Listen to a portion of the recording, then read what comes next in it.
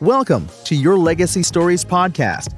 Your host, Natalie McQueen, helps people from all walks of life to create, live, and preserve their legacy for future generations to enjoy. Natalie's mission is to help you craft the legacy you deserve, encourage you to live it to the fullest, and then preserve it for future generations to enjoy.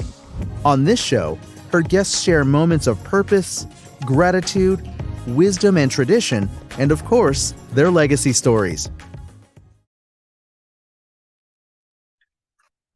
Well, hello everyone. This is Natalie McQueen with Your Legacy Stories. Today we're featuring three amazing authors from The Power of Your Inner Sparkle. And we're going to just kind of have a round robin conversation talking about the book, the reason they wanted and felt it was so important for their story to be in this book, and just so you can get to know them better. So why don't we go around the room, say your name, where you're from, and share why it was important for you to be a part of this book. Katie, why don't you set us off? Hi, good morning. I'm Katie Rose, and I'm a functional medicine practitioner living in San Diego. And for me, um, as with many practitioners, the root and seat of my work is my own trauma in my body and my mental and emotional health, and that journey of recovery and holding that space for people. When people get to know me, they're like, wow, if she can do it, I can too. And that's the biggest message that I feel I have to give in this world. And I'm so grateful that Bobby's given me space to share it. Yeah, and your story was incredible. It, Thank it took you on a journey where you would never think that now it's your passion to do this for others. And Yeah. it's beautiful. Yeah. Thank you so much. How about you, Andrea? Hi there. I'm Andrea Cashdollar. I live in Colorado near Pikes Peak, down the southern part of the state between Woodland Park and Colorado Springs. And why I decided to participate, gosh, I think we all have a story inside of us, right? And I know for me, I've had a story that's been pretty buried for a long time. And it felt like I was asked to be a part of this, and it felt like an opportunity to be able to, really just share it. And, something about bringing things to light helps some of the pain dissolve too. Absolutely. All right. And Bobby, how about you? So I have two folds. I'm Bobby Wilcox, and I live in beautiful Woodland Park, Colorado, which is close to Andrea. And I wrote my story, and I am the creator of the book. And I had what I call a soul moment last year, and my soul asked me, "Why? What is your dream?" And I had forgotten that it had been my dream to write a bestseller book. Mm. And so I like, okay, well, am I supposed to write a second book after my first book, Reconciled? And my soul said, well, you wrote the first book for you, but the second book's for them. And I said, who's them? And my soul said, the women. And I knew right then and there that I was supposed to collaborate and work with some beautiful women and divinely guided each and every author on this journey. And it's been wonderful and beautiful. And I also felt drawn to share my story it's a little snippet from my first book, Reconciled. It's my healing journey and spiritual transformation after my divorce, and then also my remarriage, and it's all about blended families and step families.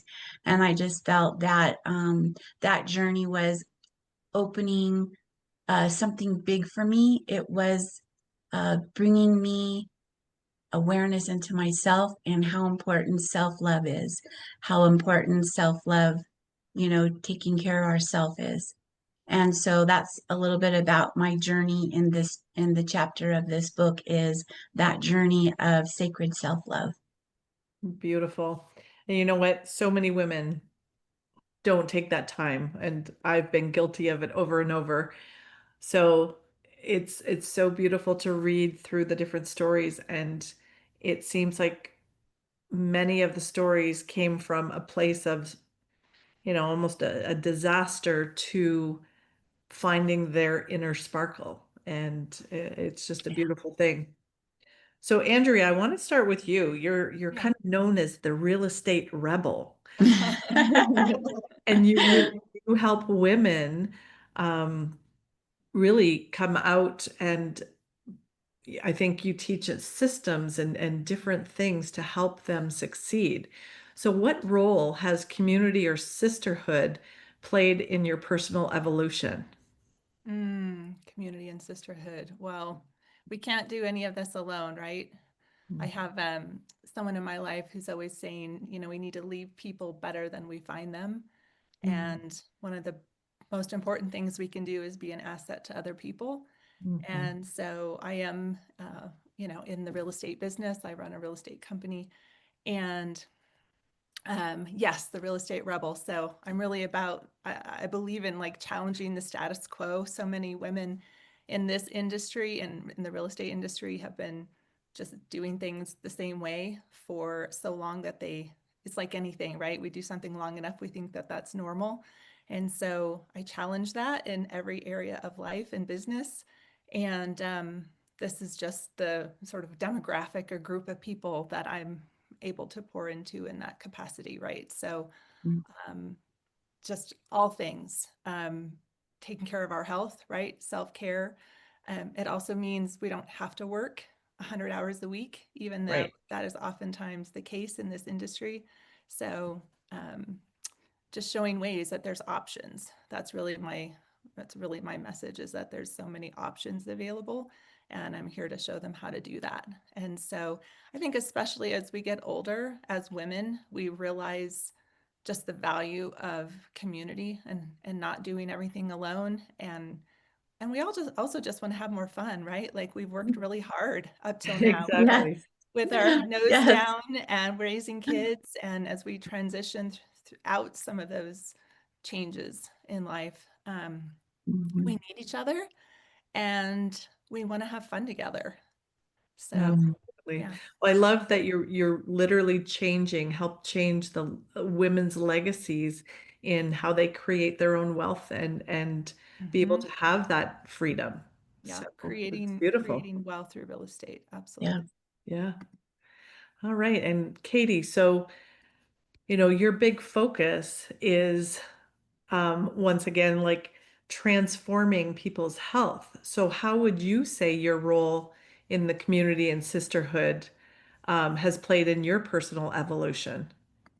I thought about this question in regard to what community means to me. And I don't have the usual buy-in of what I think a lot of people would describe community. And I think that that's given me a lot of freedom to heal.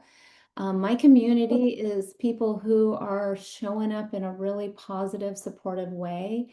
And if they're not, I'm okay letting that portion go. And so one of the things that is wonderful when you hold that form of community and hold an intentionality for what is healing and therapeutic for you, it becomes healing and therapeutic for others. It Yeah. gives permission that if something's not working for you and you're trying, we all try so hard, but giving ourselves permission to put ourselves first. And what happens is it opens up opportunity and space. Everything is a vacuum, right? And so, it opens up opportunity and space for something like this, where I have this newfound community that I never knew any of these ladies, and I never imagined I would have been part of this. And, it was funny because when Bobby was talking about, who she's going to do it for the women, I'm going to get choked up again. I teared up. I was like trying not to like wipe my face, because when we hold an appreciation for ourselves first, then we get the community we deserve. And so the words community in the traditional platform just don't mean the same to me. I don't feel obligation to anyone. I feel hope and resonance and connectivity and joy. And if they're not part of that, and so whether that's family or old friends, um, holding what feels good for you close and expecting from others the same. And when they don't perform, you don't have to let them go. The great news is the old saying, the garbage takes itself out, and it does. So the word community is funny with me, but sisterhood is fixing the other gal's crown, shifting it, supporting her, and understanding that we are all so much more connected than we can possibly conceive. And our perception here on this earth is very limiting to the truth of what is our community, our connectedness and sisterhood. So that was a little long-winded, sorry. That's beautiful. I love that just that image of, shifting each other's crowns and being that supportive Yeah, sisterhood. So I love that. So that's Bobby, you're kind of the visionary of this whole project, and you've brought these beautiful women together. What do you hope this book changes in a reader, in the mm, world, or in publishing itself? mm, that's beautiful, all those pieces. Um, so my vision bringing this together is, and I feel that it clarifies this in a short statement. Together, women achieve more. Together, women shine brighter. And in this journey of and this process with working with each and every author and connecting and working with them one-on-one with their story and them sharing their stories and helping them to bring that out, um, and assisting them in elevating their voice. It is a reflection of how, oh, not only is it for us 12 authors, but every woman out there, we all have our own story. We all have our own, seasons, experiences of depression or going through divorce or health issues or financial or whatever it is. We all have an experience, life experience that we've had tough times trying to get through. And what this community and sisterhood has shown me is that the support and love that we're all willing to come together and lift each other up in those moments. And I love how you talked about sisterhood and community. Lacey in the interview the other day, she mentioned something. I went, oh my gosh, she said a statement. This was so true. She said, women or people at the bottom, they want to control, and ones at the top, they want to collaborate and they want to work together. And it just feels like what we've done and what we're doing is we're elevating our, not only ourselves but everyone that reads the book, everyone that connects with us. It's like I see like a ripple going out to from the 12 of us out to the world, family, friends, and that three touch, where you have that three touch piece, and um, all over. And so it just brings me joy and gratitude that we're able to shine our light so that women will be empowered and uplifted to shine theirs. Absolutely. I love that because it's so true. You hear often where, women tearing each other down, and there's no need for that. There's, No. when you look at the world, it's a big, beautiful place, and we all have our special skills and talents and um, the abilities to help each other and lift each other up. And that's a much better place to be in.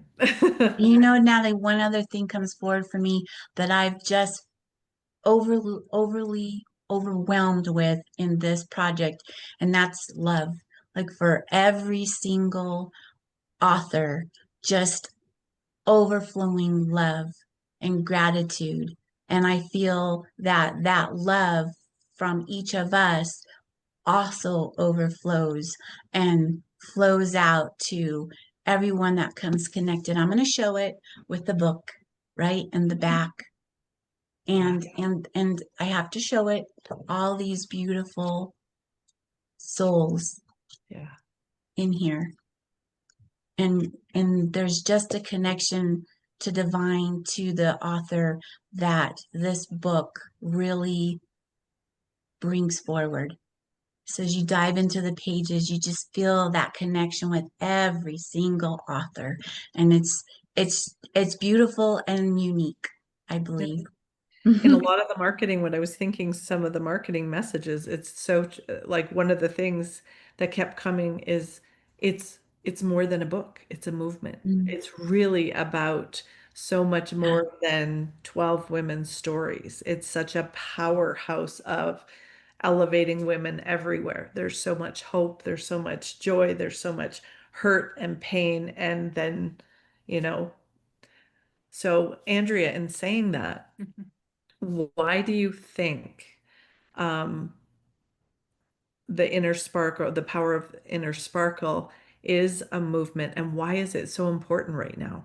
Mm, Well, I think at the heart of all of us as humans, not even just women, but since we're speaking of women, I think at the heart of all of us, at the end of the day, doesn't everyone just want to feel like they belong somewhere, mhm, Yeah. right? Everyone wants to have a sense of somebody knows me, like I'm known, right?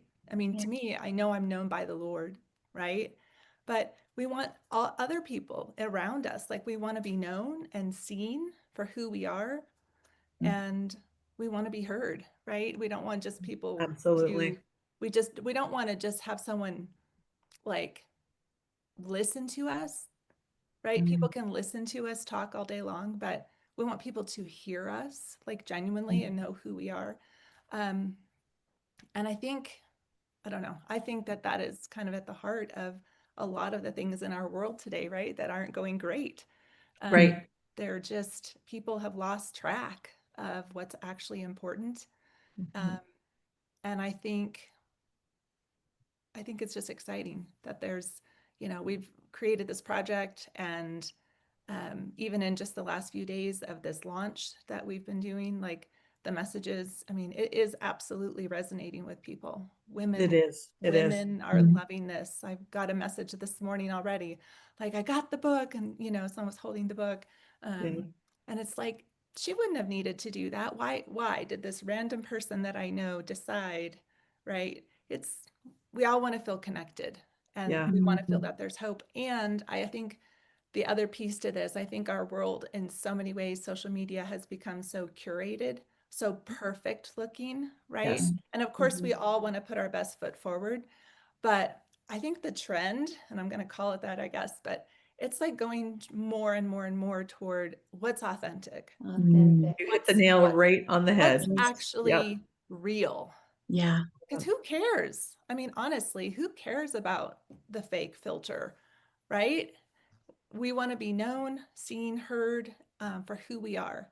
And if someone only, appreciates us for who they think we are, like that's just empty. Yeah. There's nothing real about that. So Absolutely. for these authors, for all of us just to go be vulnerable and share hurtful, maybe hard times in our lives, and how we overcome, how we have resilience, right? Yeah. And a lot of us, the process of that is learning to love ourselves, right? Right. Talk about, Katie was talking about putting yourself first, and that's part of my story probably, but it's like that was the furthest thing from I grew up learning to do. Like we put Right. ourselves, everyone else was before us. Yep. Be a Exactly. nice Yep. girl. Be a nice girl. And that meant Yeah. Yeah. don't be about yourself at all. Yeah. And we, Yeah. and Or we selfish. do, We're selfish if we yeah. if And we we put do care ourselves about other first. people. I mean, if we're wives or moms, like we Yeah. care for so many people. But what if we're doing it to the detriment of our own minds, mindset, hearts, physicality, health, right? Our own oxygen mask first. Yes. Right. Yeah. Yes. Just like in the Yep. airplane, right? Put it on yourself first, so then we can Yeah. serve the other people around us. Absolutely. You Amen. know, I 100% agree, because if you look at, this is a movement. This is 12 women. And when you look at, I mean, you are all very beautiful women. It looks like you've got it 100% together and all tied up with a bow, right? And when you get into the Getting story, in sideways to the Zoom. and when you get into the stories, what I loved is all of a sudden this picture, because Bobby introduced me to all of you in your pictures behind her. And so when I got time to go through each one of your stories and look at your face and and it's like, wow, you went through this and this is who you are and this is how you're coming out and making the world a better place now. Like it's just so much more elevated as a spiritual being and someone that I want to be around and I want to get this message out. It's a beautiful place. Natalie, I have a thought on all of that. Two parts. One is, as far as a movement goes, we have, as time goes on, more and more great contrast on this earth in our lives. Technology is complicated things. And, so we have these things that take to the other side.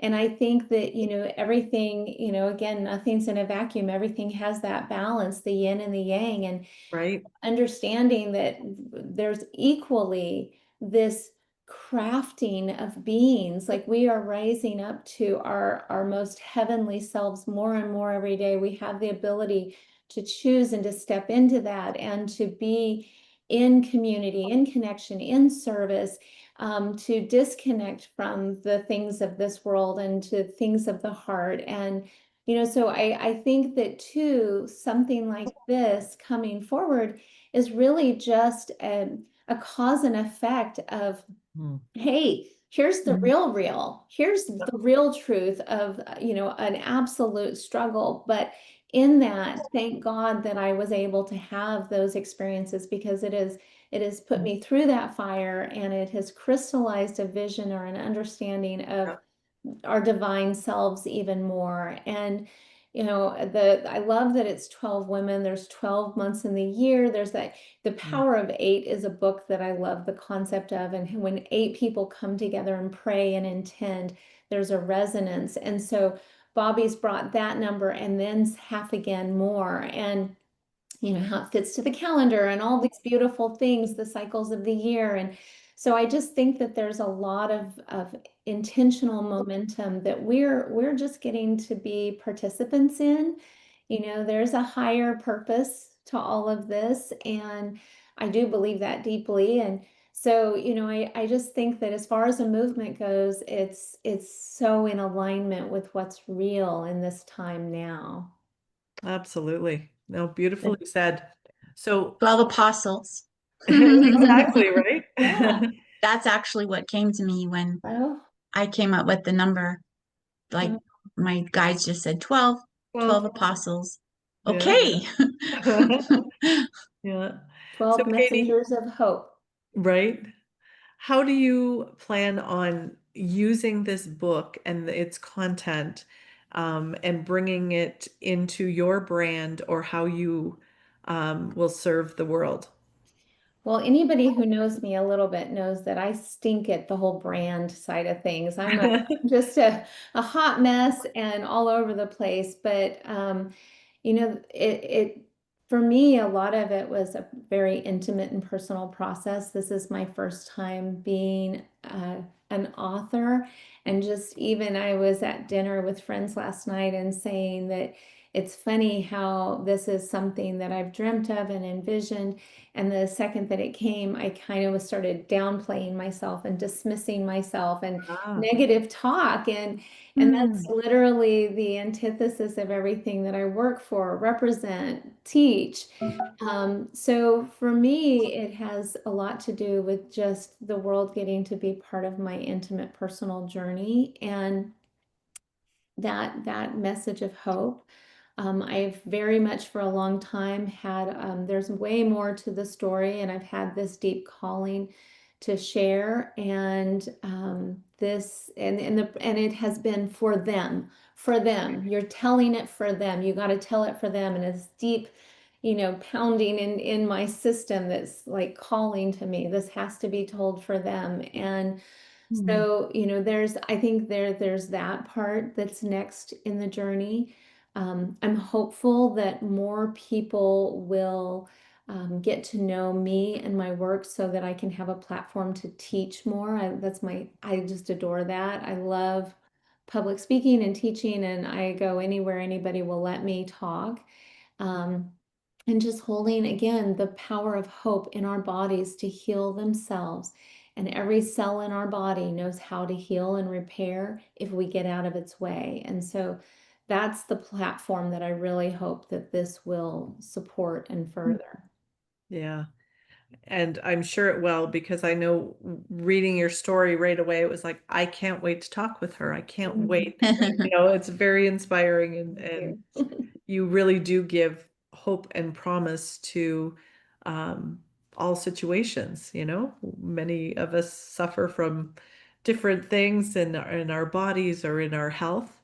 And so it's so nice to know that no matter where you are, that you can move forward and heal Yeah. yourself. Amen to that. Yeah, thank you. So, Bobby, what about you? So, you've got these 12 disciples and you've got this beautiful book. Where do you hope that this book can expand to? My a vision when I first began this project was global. Mhm. That it's, and I visualized um, all of us bringing sparkle to every city, every state, every country in some way or form, whether it's Yeah. traveling and speaking, um, interviewing women in different countries. I've had the opportunity to, um, with one of the women that I've met, not one of the authors, but outside, Dr. Pauline Crawford. She is working internationally with a group of women in Africa, and I don't know, it just came to me, so I guess maybe I'm supposed to mention it. So yeah, they are like African queens Wow. and different tribes, and them sharing when we talked and she told me some of the wonderful things she's working with them, I automatically thought, oh my gosh, this would be beautiful to interview them and have them share their story of their tribe, where they're at. One of them is if I could get it right, a king woman, because in her past, there's only been men who've been kings, and she was born to the king. Obviously, she's not a male, so they call her king woman. Oh, And wow. right, and so I just automatically went, boom, how wonderful and beautiful it would be to write a Power of Inner Sparkle book sharing some of their stories. That would that would be beautiful. So that's I my may have a vision. connection to you Oh, for South Africa. I did published a book for a group, and three of them were from South Africa, and she's got a beautiful women's group. So see, I yeah. just, I just, this came out, and I know that God's going to take it wherever God wants to. And I'm just the servant, and okay, we'll go here. Okay, we'll go here. Wherever I'm where to go, that's where we'll be. Right. Well, Andrea, if this book had a legacy, what would you hope it would be? And then share, how do you want to be remembered in your legacy? Questions. Nothing deep, right? Nothing Just deep like at all. Nothing deep at all. I have two sons and three daughters, okay. and know now I that. have two grandsons and four granddaughters. So there's a, Wow. a theme of girls apparently. And, don't we always want more for our kids than what we had, right? Yeah, Um, Yep. yeah. so my youngest is still at home, and like if I could just impart anything to Mhm. her, it's just like love yourself. Gosh darn Mhm. it. Like quit worrying about what everyone else thinks and be true to who you are and actually take time to think Right. about who you are, right? Um, I think in terms of legacy, it would be helping women just know that they're capable and they're capable of more. And Mhm. whatever's stopping them, us, right? Whatever's stopping us from being, become the person, become, how do I say it? I can't think how I want to say it. Become the person the results you want require. Oh, nice. Right? Mhm. So whatever that legacy is, Yep. what vision you see for yourself, what you dream about, what you really want and what you want to create, like, why can't you have it? Absolutely. Right? You Mhm. can, but you have to become the person that requires. And that takes the work, Yeah. Mhm. right? Mhm. To do that. And so, and a lot of that to me is confidence. And so, I think just helping women know that they are so capable and we have to get out of our own way because we're in our own way. Yes, there's We are. circumstances, right? Like we all have had circumstances that have gotten in our way, all kinds of things, right? Relationships or people, finances, whatever, all the things. But we can also do so much if we just get out of our own way and have our own belief in ourselves, right? It's like, I Mhm. can do this. It's sort of like over, under, around, or through. No, nothing is going to stop me from getting to what I know is mine, kind of thing. Right. Mhm. So I think that Yeah. would be it. Beautiful. That is. Katie, same question. If the book had a legacy, what would you want it to be? And then what do you want to be remembered for? So I think I have to start with the second question because it ties to then the book being a vehicle for that. And Mhm. one of the things that in my world that I'm hobby preoccupied with is near-death experience interviews and listening to people's stories from the other side and their spirit journeys. And what's come to me so clearly and so palpably, like powerfully, I feel like I could just bite into it, it's so real, is that we came here in these vehicles, but we came here with an agenda, a journey, a soul's agenda. There, some of us have tapped into that more than others, but we came here, I very vehemently believe we're here with our own soul's intention. And we chose these vehicles to do that in. And by taking care of this vehicle, then the propensity and the chance of me fulfilling that agenda, I get more time to fulfill that agenda. And I don't think there's one big bang and you're done. I think it's this continuum of contribution and energy. And I think it's love, joy, and connectedness is the primary base of it. But I feel very much, very strongly that if we take care of these vehicles, if we heal them, if we return them, we can reverse age. We have cells dying off every day, and new baby, fresh cells being born every Mhm. day. And if we can feed and nurture that longer and longer and take care of these vehicles, then our soul has more time to do what it was sent here to do. And so, And you feel much better. So yes, you and have you have, that and so that energy. joy and love Yeah. and connectedness, you're kind of better at those things when you're feeling good in your skin. And so for me, my legacy is that I want to teach people that consciousness, and I want to teach them the empowerment that they have absolute autonomy over their body and that they are the expert of them. And whether it's somatic trauma that's taken a seat in their muscles, or it's an environmental exposure, all of this is for the ability for us to learn and grow ourselves more and get into our feelings and get into our body. And intimacy is into me see, and having intimacy with self. So all of that to say that I believe we're here for an agenda, and the better we take care of this vehicle. And yes, we get attached to the beauty of things. Well, beauty is just a cause, or an effect, I should say, of health, right? And so understanding all of that and giving that back to people is the legacy I want to leave on this earth. And this book is a part of that puzzle for me. It's and so what is the message in all that? Hope and self, right? And so that is what I want this book to be and what I want my life to be. Very nice. Bobby, same question. Okay. I think some of the legacy piece has come up for me just recently in conversations you and I have had, Natalie. Mm. And one piece that comes forward for me,